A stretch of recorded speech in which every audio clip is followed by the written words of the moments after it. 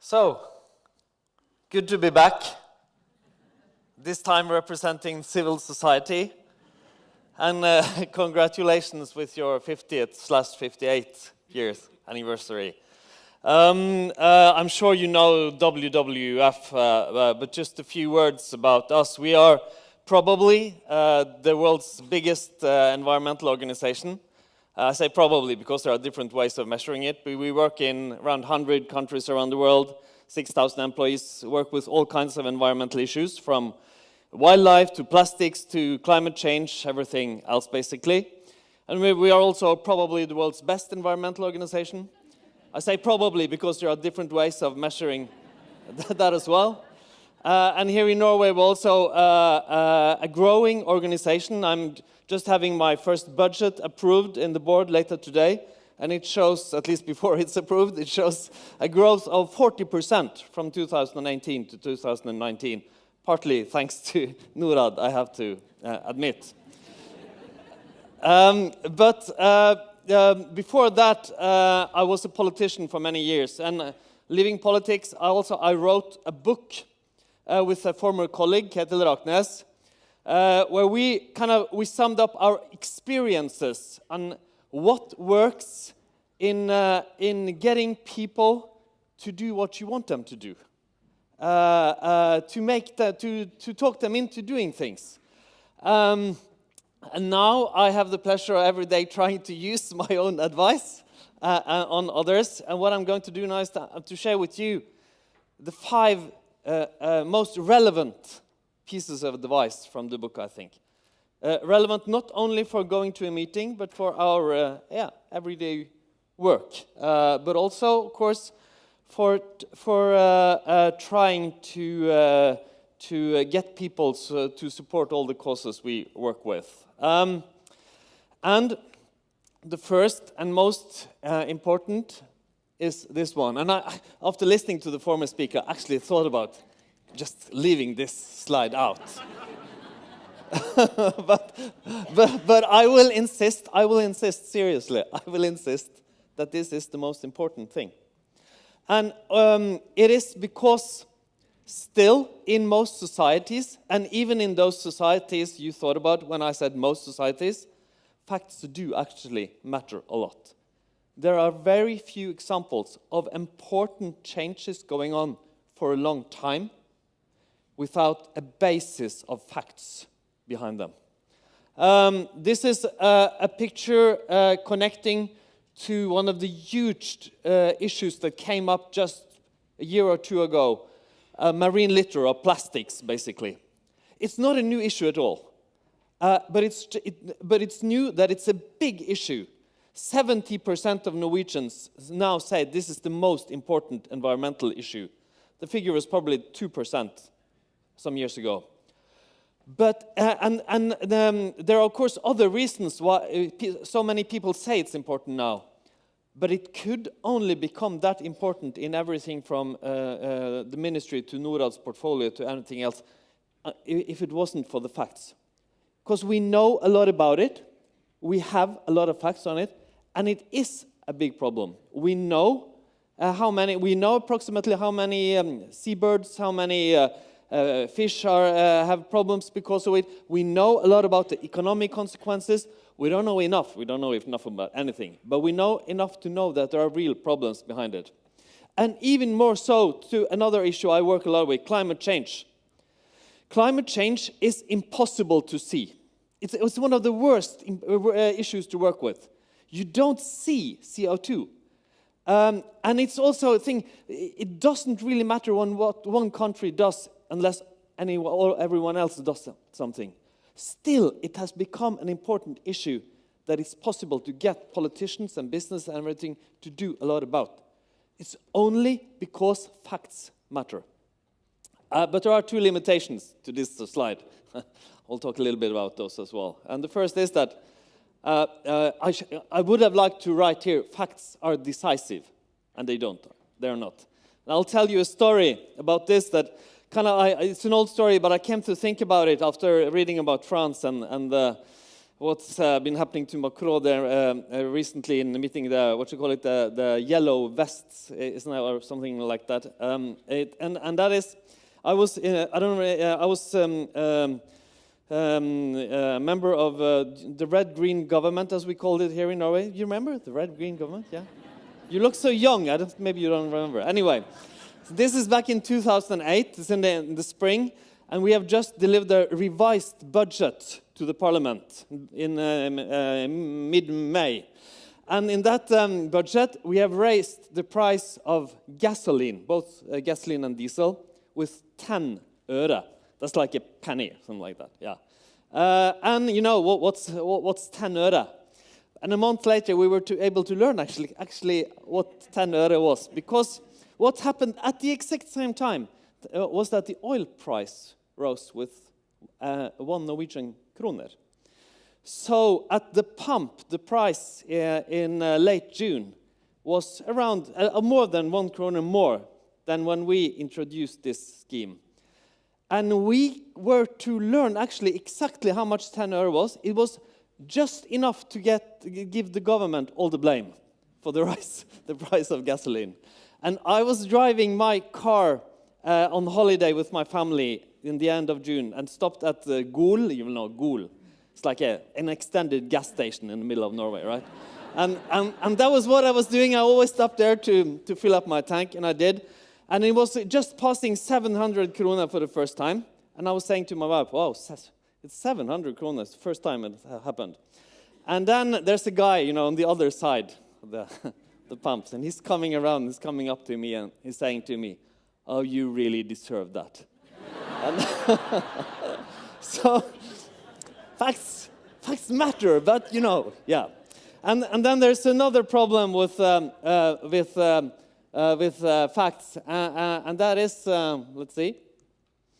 And that problem is that they can be quite ambivalent. They can be interpreted in very different ways. And what you're seeing here is a chart showing both conservation areas in Africa and oil and gas contracts in Africa, year by year from the 1950s. And you can see there were really good times for conservation in the 70s and 80s.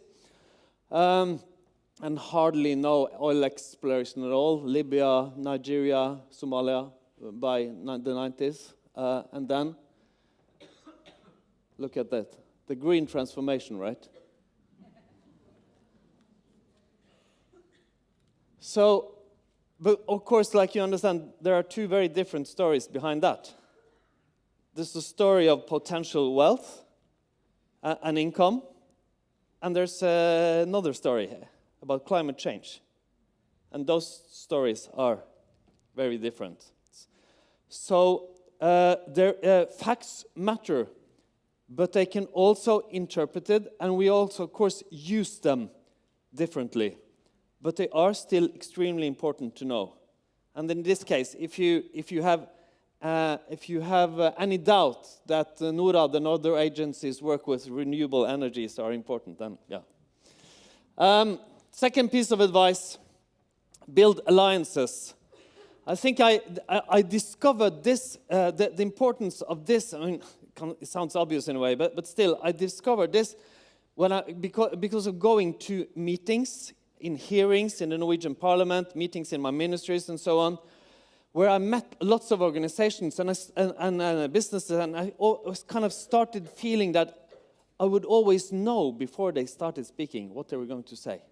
It's like I was just waiting for the message to come. But then from time to time, somebody came in a strange alliance. Maybe an NGO and a business, or two organizations that are really different, or a combination of different kind of actors. And I always noted in myself and also among others that people would listen really carefully then.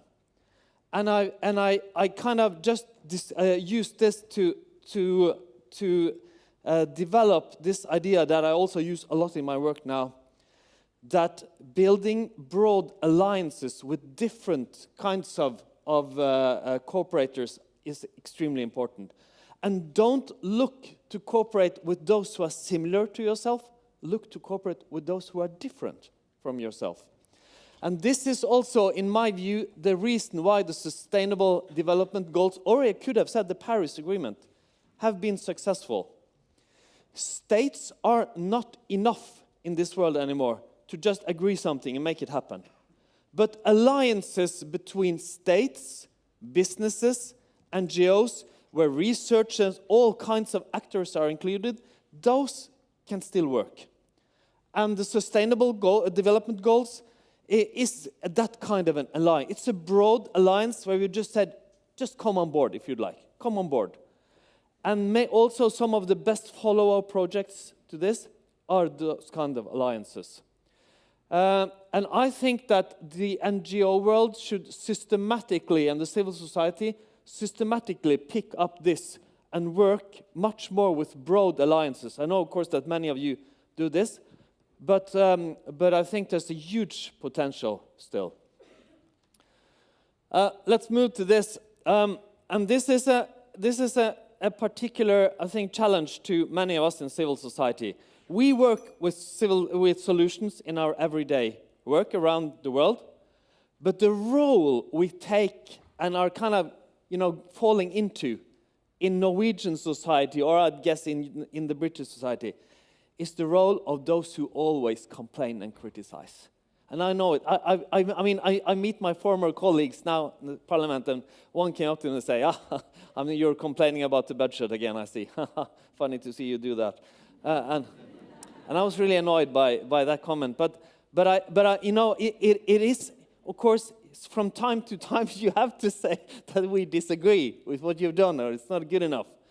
But I'm spending a lot of time trying to think of my organization and our work there as working with solutions. We are an organization of creating and presenting solutions to problems. And I also experience how much easier it is to get someone to listen to you, whether it be a CEO in a huge company or a politician, if you present solutions to them. Because believe me on this, politicians are so tired of problems. They're so really, really tired of it. They really want someone to present, this is how you can do it. So it's a very low-hanging fruit to do this. But it's also, I'll tell you, it's also at least something I have been looking for in the projects we have around the world. Are they just delivering some help, or are they presenting a lasting solution? And I'll tell you about, I don't know if it's my favorite project, but it's like the one that's the best example of this. It's in Namibia, working with wildlife. And I don't know if you know this, but illegal hunting and poaching and wildlife crime is a huge and global problem, comparable in size almost to illegal arms trades and drug trafficking. And it's part of huge international organized crime networks.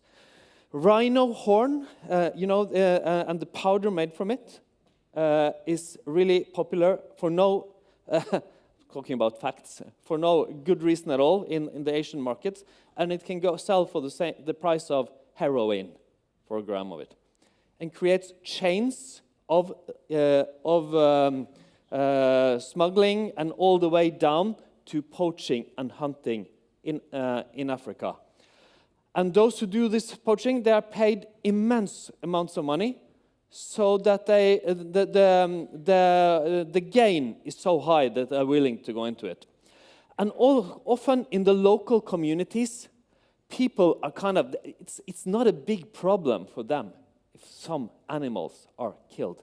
Because, like you will know or I know at least, from the Norwegian carnivore or wolf debate, there are people who feel that they take all the problems and none of the gains from having carnivore. And the same is actually quite common in Africa.